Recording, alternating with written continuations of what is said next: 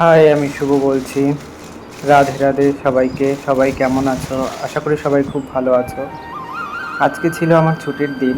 আর আজকে আমি আমার লাড্ডু গোপালের জন্য বাজার থেকে এই বসার সিংহাসনটা নিয়ে এসেছি। গোপাল আমার জীবনে এসছে আজকে প্রায় 2 বছর হতে গেল।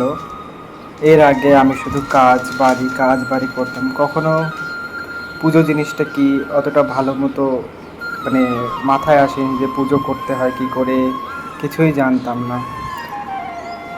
তো হঠাৎ করে জীবনে আমার গোপাল চলে আসে।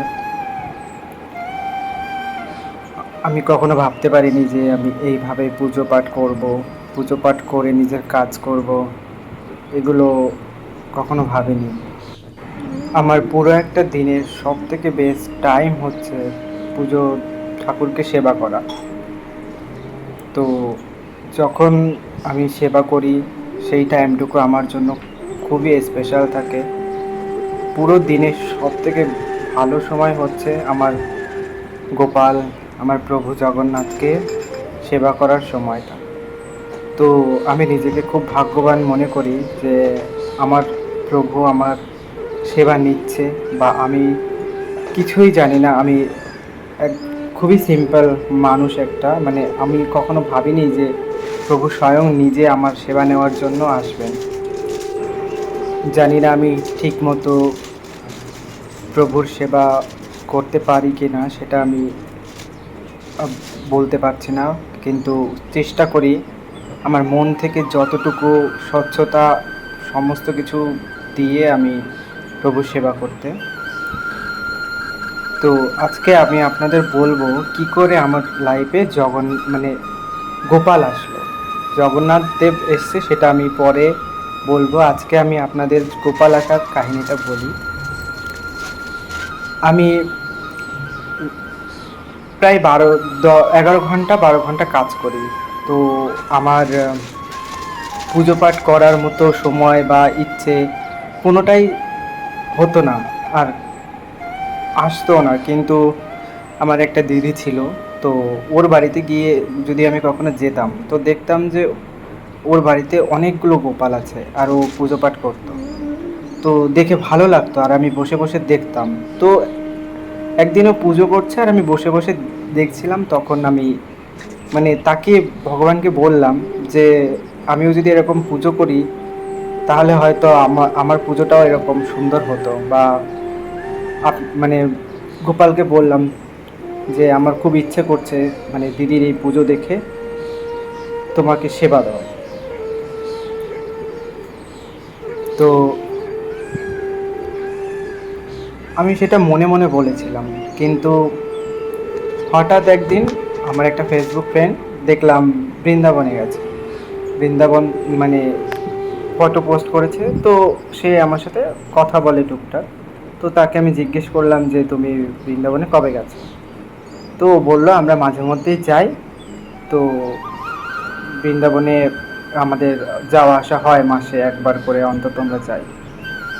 তো আমি ওকে বললাম যে তুমি যদি বৃন্দাবনে যাও তো একটা গোপাল মানে বাজারে, বৃন্দাবনের বাজারে গোপাল কোথায় পাওয়া যায়, একটা গোপালের ফটো বা ভিডিও আমাকে একটু দেখিও যে কেমন আর দাম কেমন, যদি আমার মনে হয় তাহলে আমি নেব। হঠাৎ করে এগুলো চিন্তা ভাবনা আসলো, আর তার আগে থেকে আমার কি বলতো মানে রাধা নাম জপের একটা ইচ্ছে শুরু হলো।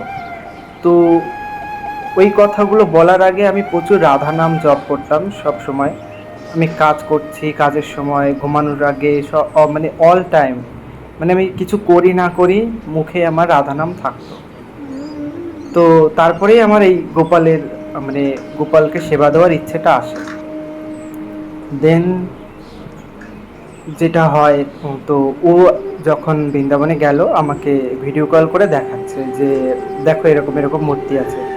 তো আমার গোপুসোনাকে ও মানে দেখালো যখন ভিডিও, গোপুসোনাকে যখনই দেখলাম আমি আর না করতে পারলাম না, পুরো মুগ্ধ হয়ে গেলাম ওর মুখটা দেখে।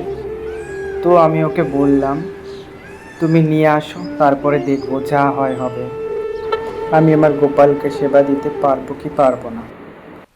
তারপর আর কি রীতিমতো পাগল হয়ে গেলাম, পাগলের মতো পড়তে থাকলাম।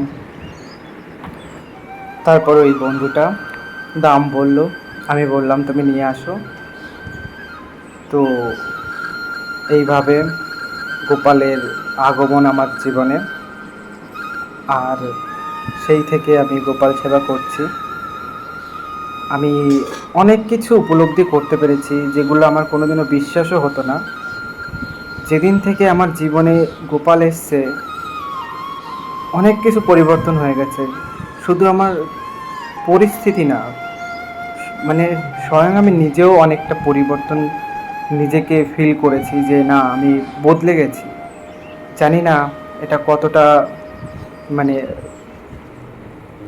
ভাগ্যের ব্যাপার যে ঈশ্বর আসলে এরকমভাবে মানুষগুলোকে পরিবর্তন করে দেয়।